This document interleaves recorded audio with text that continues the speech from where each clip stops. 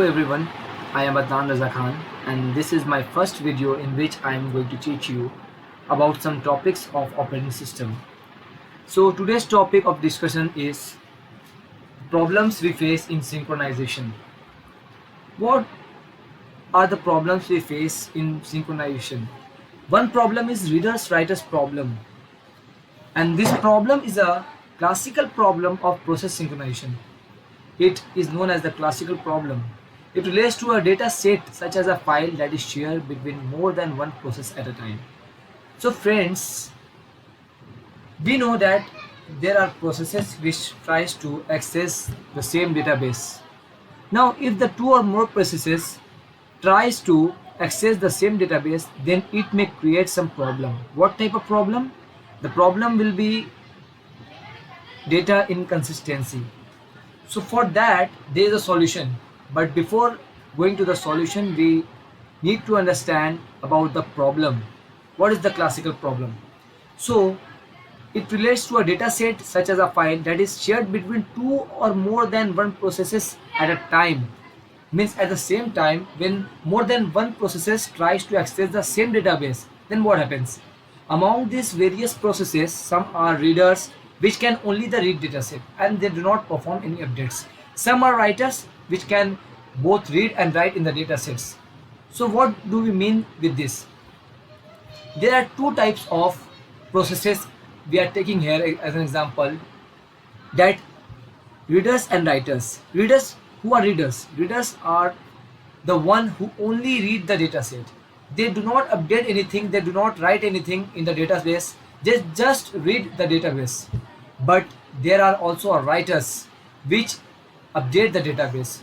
They perform the read function and also they perform the write function in the database. So synchronization, the reader writer problems is used for managing synchronization among various reader and writer processes so that there are no problems with the data sets, that is no inconsistency is generated. Means the reader writer problem help us to manage synchronization. How it helps us to manage synchronization? It helps to manage synchronization among various reader and writer process so that there are no problems with the data sets. So it manages properly that when the reader should come and when the writer should come to access the database. They cannot access the database but they cannot access the same database together. They have some, there should be some limit for the writer as well as for the reader to access the database. So to prevent the inconsistency in the data, we have to find some solution. So move to the next slide.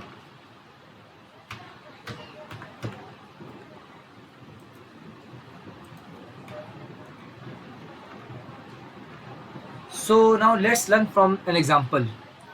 Let's understand this example. If two or more than two readers want to access the file at the same point in time, there will be no problem. It means that if two or more processes or more readers want to access the same file, then there will be no problem. Since they are not going to update anything in the database, then there is no problem. The both can come in, enter the database, and they can both can access the file and read the file. Since they are not updating anything or writing anything in the data, then there is no problem. But in other situations, like when two writers or one reader and one writer want to access the same file at the same point of time, then there the problem occurs. And hence the task is to design the code in such a manner that if one reader is reading, then no writer is allowed to enter at the same point of time. Similarly, if one writer is writing, no reader is allowed to read the file at a point of time. And if one writer is updating a file, other writer should not be allowed to update the file at the same point of time. So let's understand this in simple words. We can say that if two readers entering the database, then there is no problem since they both are accessing the data just for reading purpose. But the problem arises when one writer or one reader comes together or more than one writer comes together to access the same data file. This may create inconsistency. How? Suppose one writer enters accessing the database. So he may update or write something in the database and updates it. But at the same point of time, one reader is entering the database and accessing the database, so he may read the updated one which the writer has updated currently. So this may create an problem, the problem like inconsistency in data. So suppose a similar example we can take, that if two writer is coming together to access the same data file, then what happens? Then if one writer is updating some file, then simultaneously another writer accessing that same data and writing to the same data, then this may create inconsistency. So there should be some code for not allowing the updation of the file at the same point of time when one writer or two or more, one writer is already accessing the data, or if one reader is reading the file, then no writers are allowed to enter the same database. So there should be some code. Let's learn this from the next slide. Now try to understand the possibility of reading and writing with a table given here. Just understand this table. There are four cases basically. First case is if there are two processes where here we are taking an example. Process 1 is writing in the file and process 2 is also writing in the file, then it is not allowed since it may create data inconsistency. In case 2 here we can see process 1 is reading and process 2 is writing. This is also not allowed since the writer can update the file and this also creates an inconsistency in the data. In case 3 here we can see process 1 is a writer and he is writing something into the data. Simultaneously a reader comes. Is he allowed to enter the data? No, it is not allowed. Now in the last case, case number 4, here we can see both the processes are readers and they are allowed since they are not updating the data. They are just reading the data. So here are the 4 cases which we have to understand. Now let's move to the next slide. Now what is the solution for this? What is the solution to the readers writer problem? Here we can use semaphores. So what is semaphore? First of all, semaphore is a variable which we can use for solving the problem. It acts as an integer variable. Now semaphore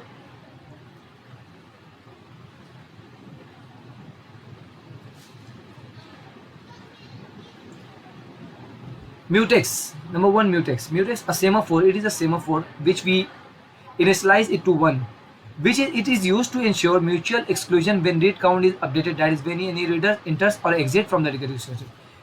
What is the function of mutex? The mutex will do one thing, that first of all it is initialized to 1, so it will ensure that when the read count is updated, then no other readers enters or exit from the critical section.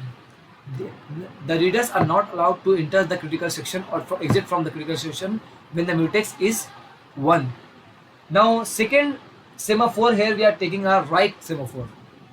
Now what is write semaphore? Write semaphore is also initialized to 1 and this one is common to both reader and writer processes. Third one is read count. We are taking an integer variable and we will initialize the read count to 0 and it will keep the track of how many processes are currently reading the object. Means the same database, how many processes are reading at the same point of time. So it keeps a track, it keeps a record of that. So move to the next slide. Here we can see the code for the writer's process. Let's try to understand this code. Here wait operation is being performed passing the write semaphore. This means that the write semaphore, if the write semaphore is not being held by any other processes, then it will be passed to the waits operation and it indicates that the writer already enters into the critical section and no other writers are allowed to enter into the critical section. Then the writers come and write into the file whichever updates he want to create into the database. He will make the updation and After performing the write operation, it will leave the critical section, and it will also here the signal operation indicates that with the right semaphore that the right semaphore are now is now being released, that other writers can so that other writers can access the same database and enter the critical section. So now this is if the writer wishes to access the file, wait operation is performed on write semaphore, which decrements write to 0. It decrements the value of the write to 0 so that no other writers can access the file. As the writer completes its writing job, so now the signal operation is performed on write so that it indicates that the write semaphore are now being released. So it can be used by other writers. So next we have to move to the next slide, that is code for reader process. Now this code is for reader's process. How the reader's process works? First of all, we have to initialize the read count variable 0. Since there are at first there is no reader enters into the critical section, then it is initialized to 0. It indicates that no readers is inside the critical section.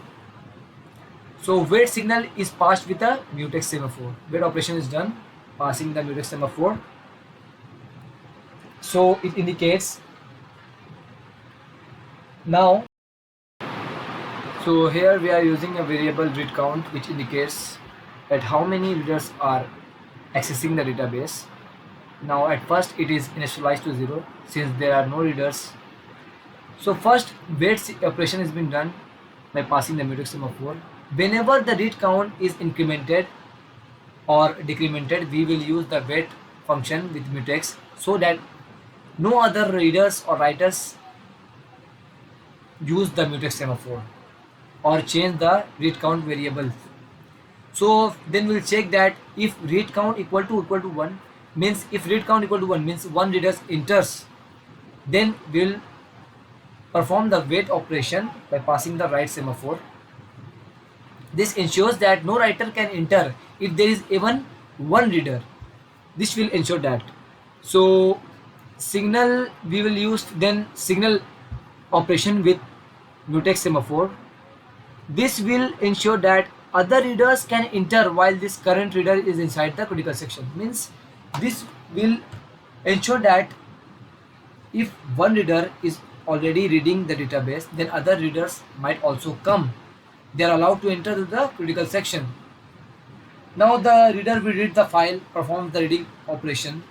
Then again, after completing the reading operation, we have to decrement the read count variable. So for that, I already told you that we have to use the wait operation by passing the mutex semaphore whenever we are decrementing or incrementing the read count variable. Now at last, when the readers exit the critical section, we'll check that if read count is equal to 0 means that no reader is left in the critical section. So we will use signal operation by passing the write semaphore so that other writers can enter and access the database. And at last we will use signal operation by passing the mutex semaphore so that the reader leaves the critical section and other readers or other writers may enter into the critical section. So this all for the readers and writers process. These are the codes which I have already explained you. Now at last,